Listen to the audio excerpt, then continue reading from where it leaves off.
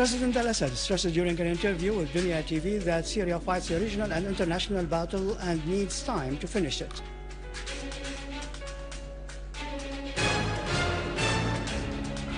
Iran says a multipolar system is emerging in which non-aligned countries can play a major role.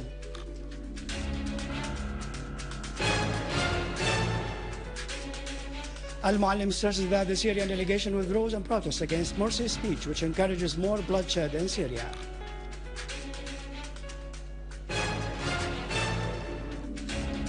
Army units chase armed gangs in Aleppo, Idlib, Dar al-Hamam, inflicting heavy losses on them.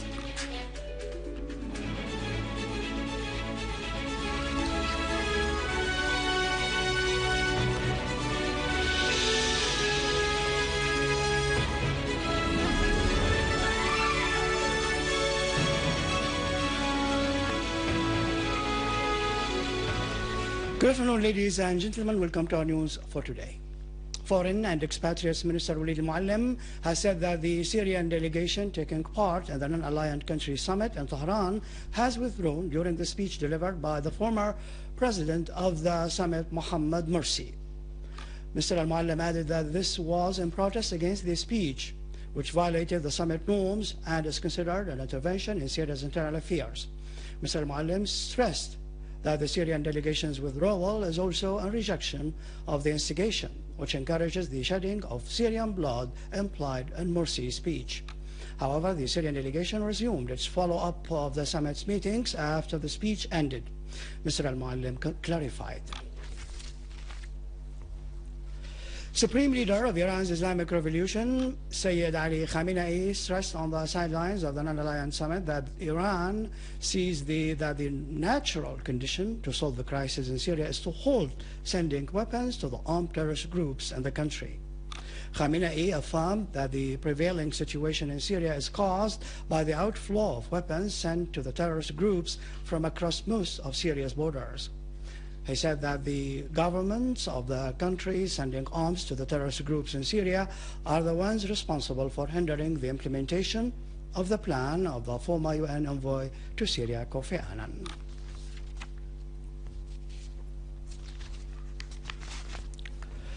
Iranian President Mahmoud Ahmadinejad said in his word during the opening session of the non-aligned summit in Tehran that the world is fighting against poverty as wars are imposed on nations in order to increase Western states' profits out of selling weapons. The Iranian president affirmed that the world is run by a few specific capitalist powers. He added that the UN Security Council has done nothing for the Palestinian people except consolidating the status of the Zionist entity. He pointed out that nations and independent governments cannot go to the Security Council in order to get their rights. He underlined the need for changing the present situation, establishing justice, and conducting reforms within the UN system.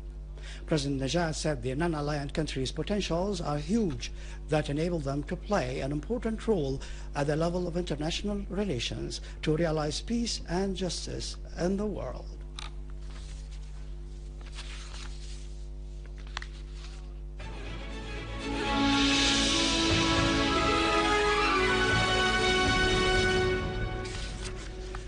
Army units continue to chase armed terrorist groups in Aleppo, clashing with a number of them near a Rashid mosque in Saif al-Dawla, killing and wounding large numbers of them.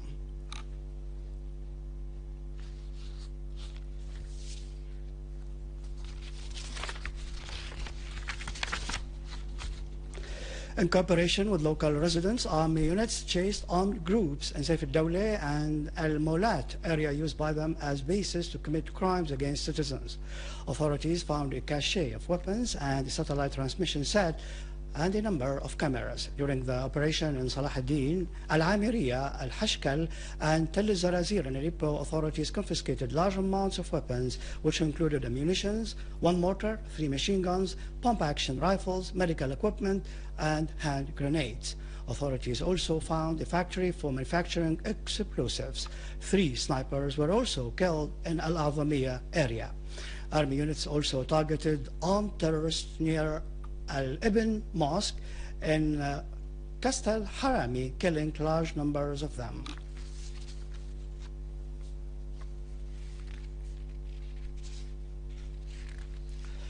Army units broke into 6 headquarters used by terrorists in the ancient quarter of Ariha in Idlib and found computer sets. Authorities also restored 6 pickup cars stolen by the terrorists and confiscated large quantities of weapons in addition to a field hospital full of stolen materials. An army unit chased terrorists in Zamalka and Damascus suburbs. The army members killed a number of the terrorists and seized their weapons, which included Israeli-made grenades. A clash broke out with an armed terrorist group at Al-Kabir mosque in the city, in which a large number of terrorists were killed while others managed to escape. In response to the appeals of the innocent civilians in Zamalka city, units of the army forces entered Zamalka to relieve the residents of the armed terrorist groups which wreaked havoc on the city.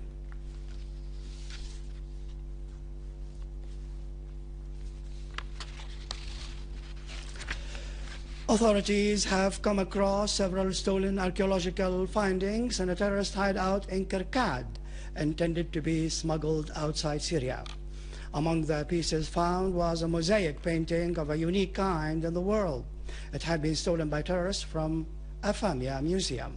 The authorities also found in the hideout developed communication equipment, fabricated videotapes, and a handmade anti-aircraft machine gun base. Engineering army units dismantled today an explosive device planted by an armed terrorist group in Hattin in Daraa. Our correspondent quoted a source in the city as saying that the device weighed between 30 to 40 kilograms, equipped with a remote control detonator.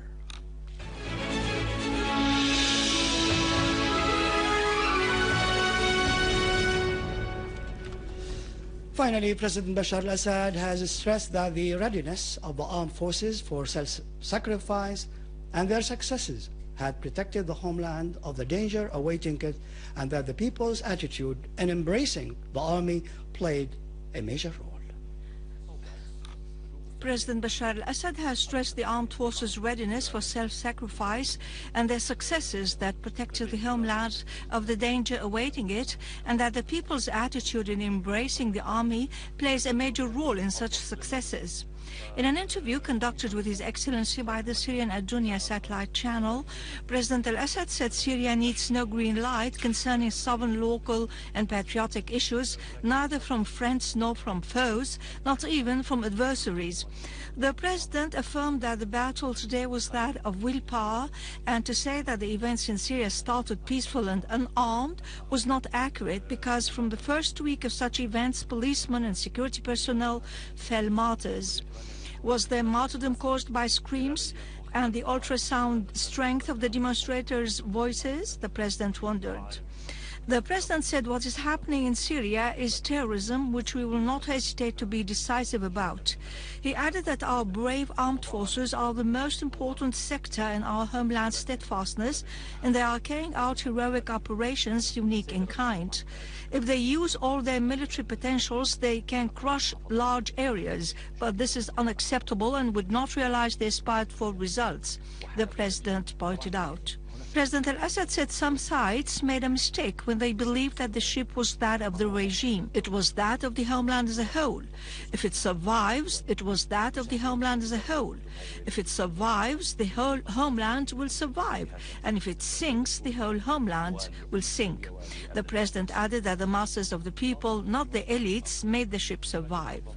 The President affirmed that our heroic forces take into consideration in their fight against terrorism protecting lives and properties, and they need time to settle things. The Syrian state's sovereignty on its land is full and permanent, and to talk about what's called buffer zones is not realistic, the President added. About the role of some regional states in the crisis in Syria, President al-Assad said the Turkish state is directly responsible for the Syrian bloodshed, and that our relations are strategic with peoples, not with governments, including the friendly Turkish people. The President said that defections are a self-cleaning process, and running away is a positive step that cleans the state. President al-Assad said that a person who runs away is either corrupt or a coward. President Assad said Syria is paying today the price of its national stance, and the so-called Arab Spring is the West's new phase in subjugating Syria after the failure of the so-called open-up policy to it. The issue today is for Syria either to sink or live. President al-Assad underlined the important role of Syrian national information, particularly during this crisis, adding that our national media has defeated true media empires. His Excellency noted that had our media played no important role, our media men would not have paid the price with their own lives.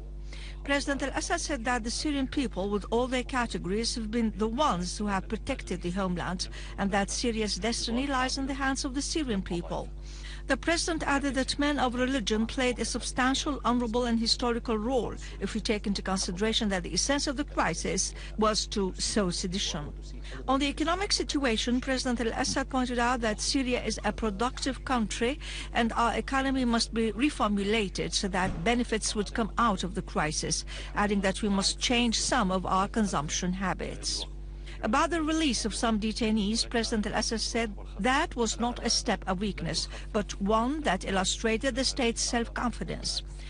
The President affirmed that solving the crisis couldn't be done only through eliminating terrorism by force, but also through resorting to all methods, including tolerance, to overcome this crisis. He added that the national opposition has placed its own interests aside and put the homeland's interest above its differences with the state. With this, we conclude our news bulletin for today. For more information about Syria and the region, and if you want to view our bulletin again, you can visit our website in English, syriaonline.sy. Up next, the latest business.